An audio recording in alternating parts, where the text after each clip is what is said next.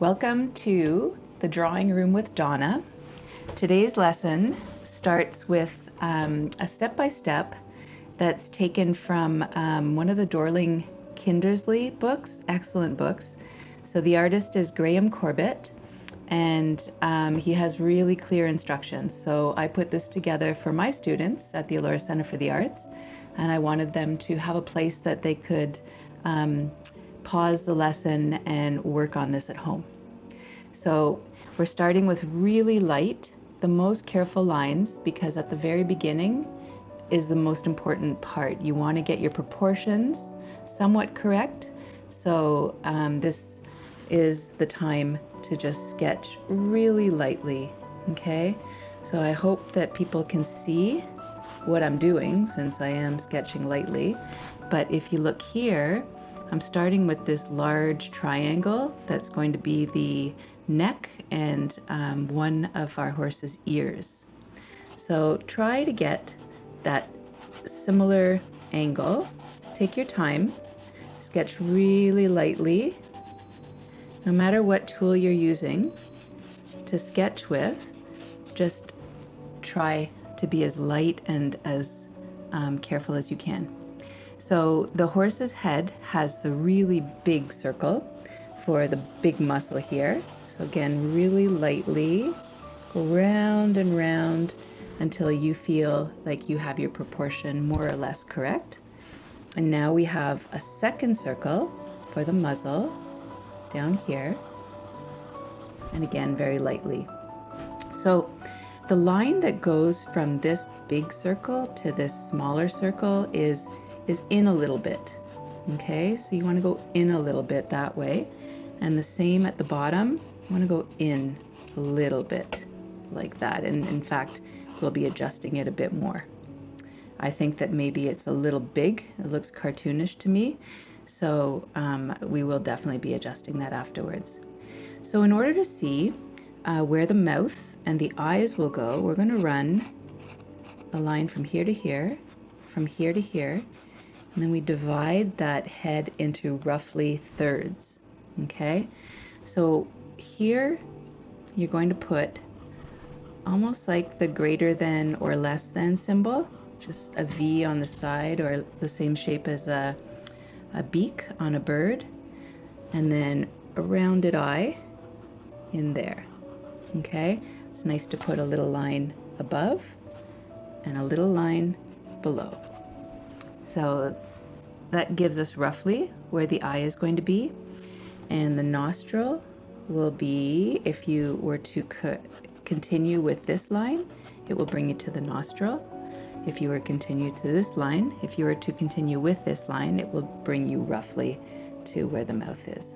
Okay, so now we need to sort of figure out where we want our second ear to be. So I'm actually going to put it this way for this one, a little more forward. So now we're going to think about going darker with our lines. I'm pretty happy with the accuracy of the proportions, certainly, you know, for learning, and anybody who has taken lessons with me before knows that I put a huge emphasis on process, the process of drawing, the process of developing your ability to see things accurately, to see lines accurately and angles accurately, the shapes. So now that I feel that it's more or less accurate, I can go in and be darker. So starting up here with the ear, I'm going to go a rounded shape up to a little point, coming down and curving into the head. Okay, so that's the one ear. If you're darkening yours and watching this YouTube, then feel free to pause anywhere along the way. Okay, during COVID, this is how I learned with my students. We found some really good online teachers. We learned together. We paused the video. It's wonderful for that. So come up to the second ear. Now normally if something is behind, it's going to be a little smaller. So I know I'll probably have to adjust that later, but I'm not worrying about it for now. So I'm going to come down with kind of a straight line until it comes above the eye, And then if you imagine the skull inside, it's going to go towards the eye. The line will go towards the eye there, and then come down towards the muzzle. And then I'm going to do another kind of straight line here. And again, feel free to pause. And then another straight line. And then I know that the lips go up and then they're slightly downturned. Okay, like that. And the nose, or the nostrils, is up here. A couple of curved lines for now. I'm going to imagine that the chin comes down. I think actually it comes down even further, but for now I'm just going to take it there. And then up towards that large muscle again, which will really be emphasized in the final shading. Okay, so when the lines are accurate and correct and I feel good about it, our next job will be the shading. And being able to shade your darkest dark to your lightest light is what's going to give your animal its more three-dimensional quality. So now, kind of in the center part of that big muscle, I'm going to do just a little straight line and then come down for a lovely curve for that big muscle in the neck. And now I'm imagining the head. Okay, so there will be the mane here coming out like little bangs, but I'm imagining the head kind of coming back here and coming higher. Okay, so when you're doing your lines for the mane, try to imagine that they're curving in an exaggerated way. Oftentimes, when my students draw curved lines, the curve is just very shallow, and certainly you could say with a horse that the curve is quite shallow along the mane, but I'm trying to force myself to remember to go a little more curved than I would normally. And that'll again give it a bit of a three-dimensional look if you get that curve going there. Okay, so that is going to be down to here, and if I'm happy with it, what I'm going to do is go on top of all those curved lines and clean them up with one really bold, strong outline. Let's take that down. Maybe even shade it darker because it'll be further away from us, and then coming lighter. Okay. At this point, I'm going to suggest the muscle here on the side of the neck and the muscle here. And I'm going to do hatching, but the hatching is going to kind of curve a little bit rather than straight line hatching. This is curve line hatching, which adds a bit of shading there. So I'm going to have my lines quite close together as I do my curved line hatching, and the reason for that is I want it to look quite dark. If I want to do hatching and have it look a little bit lighter, I just put those lines further apart. Okay, again here, I'll do some hatching, put those lines further apart so it looks lighter from a distance. And do a little bit of curved hatching on the ear here. Getting dark as it hits the head and perhaps makes a bit of a shadow there. So curved line going up. Now I want a darker outline, especially for the purposes of teaching so that it's easier to see. There we go. And then I know it needs to be a bit smaller because it's further away. So I probably end up erasing that bit at the top a bit. And now for the eye, I'm just going to do a little bit of shading, dark in the corner, and then leave it lighter, closer to the viewer. And I know that there is a curve here, and then kind of a straight line that comes out. I'm not sure what the word for that is. Now above the eye, there's a beautiful muscle that goes like that, and it often gives horses that incredibly empathetic look that they have. So that can go there. And with this big strong muscle here in the jaw, I'm going to curve, go up towards the mane, and then have my shading a little bit smaller as it comes down, and then go a little bit lighter, press a little bit lighter with my pencil, press a little bit lighter with my pencil there. So when we did the shading or the hatching here, it was more that I went further apart to make it lighter. And with this one, because my horse is brown, so in the end I don't really want that much white showing. It's just really going to be the white of the paper showing as a highlight. So I'm happy with that. So let's continue down here again. So anything that's going to be under where the light would be shining. So if you imagine the sun here shining on our horse, so the top part will have the highlights, and the highlight shows in the eye there where I left it white. The bottom part will be darker. Oh, you must hear Freya in the background. I think she spotted a squirrel. So you might hear her again because she is crazy about squirrels. And we do have quite a few in the yard. All right, so let's do a bit more shading here.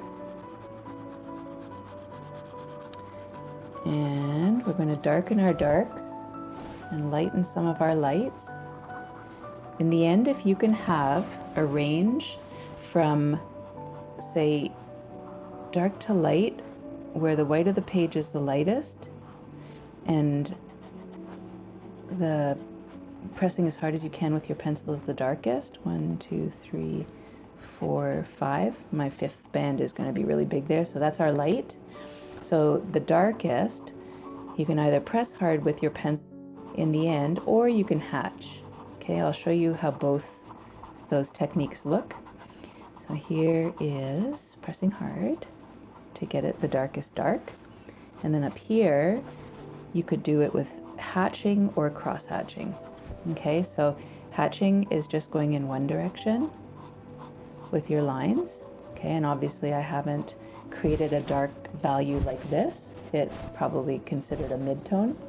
Now I'm going to hatch in the opposite direction over there. And then I squint my eyes to look at the two to see if I'm close to the same value, which again, I can tell that it's not quite the same value. So I'm going to hatch over one more time. Hatch, hatch, hatch. And it's getting closer. And I'll hatch a fourth time. And it's still a bit lighter as a value, but you get the idea. So now I want to go with a lighter value, because our horse has at least 5 values, if not 10. So let's see, let's start here. Press a little bit harder, press a little bit harder. So that's a lighter value. And then if I do it through hatching, let's see how many times we have to go. So first, we'll go in this direction. And we can see that value is too light. This direction, looking better, but not quite dark enough. This direction, that looks pretty similar. So lighter again.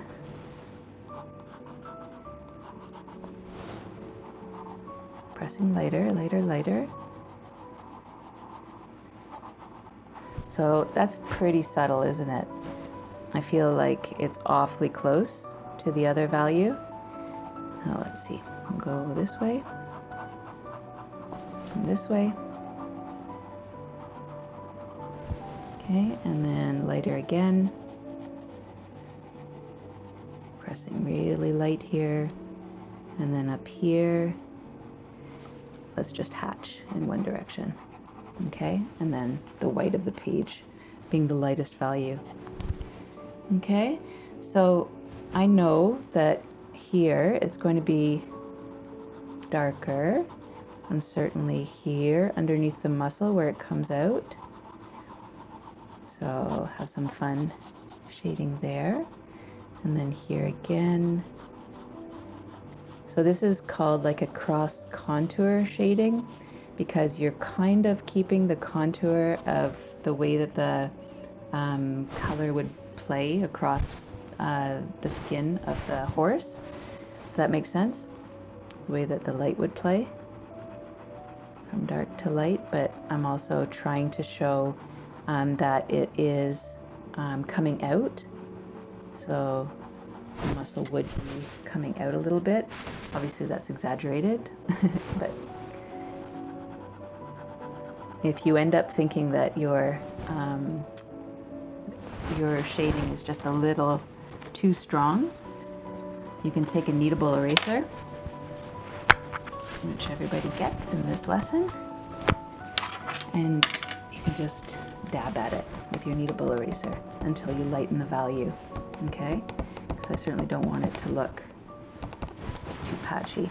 These erasers are wonderful because you actually can roll with it to erase, and if you're anything like me, you get frustrated if a paper gets wrinkled, if your paper gets wrinkled while you're trying to erase.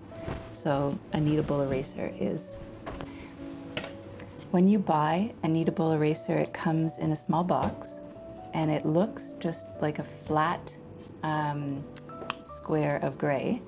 You have the job of taking it out and kneading it. So imagine they've called it a kneadable eraser because it's like kneading bread. But these are wonderful. So right now I'm wearing the gloves over my fingers, but oftentimes you need to be cleaning your fingers and you can just push that kneadable eraser. Just use it like a regular eraser. You can roll it around and you can lighten up the areas that have gotten too dark. Okay, so that is our lesson for today. Just to review, it comes from Dorling Kindersley's book called, let's see, I can't remember exactly the name of the book. I think it's How to Draw Fantastic Animals, and the author is Graham Corbett. So you begin with your big triangle, your bigger circle, your smaller circle, the line that connects at the top and at the bottom. Then you divide it into 1, 2, 3 parts, okay, by bringing 2 lines down on a slight angle. And then you begin to put more features and more details. And once you feel like everything's in the right place, you get to start shading. And here we created a little chart where we go from the darkest dark to the lightest light, to have real, true, 3-dimensional realism. People who draw things and make them look realistic, they will use a range of 10. So the darkest dark to the lightest light, there are 10 different values. And for today's lesson, it's just the 5. Okay? And while you're shading, you can either just press harder with your pencil, or you can try hatching and cross hatching to get the same values. So for today, that's our lesson. I really thank you for joining in and learning this way. Just keep on rewinding and pausing it wherever you need. And I would love it if you shared some comments or had any questions below. Until next time, this was The Drawing Room with Donna and Freya and Oslo and Ronald Weasley and all the pets that we have here. Thank you.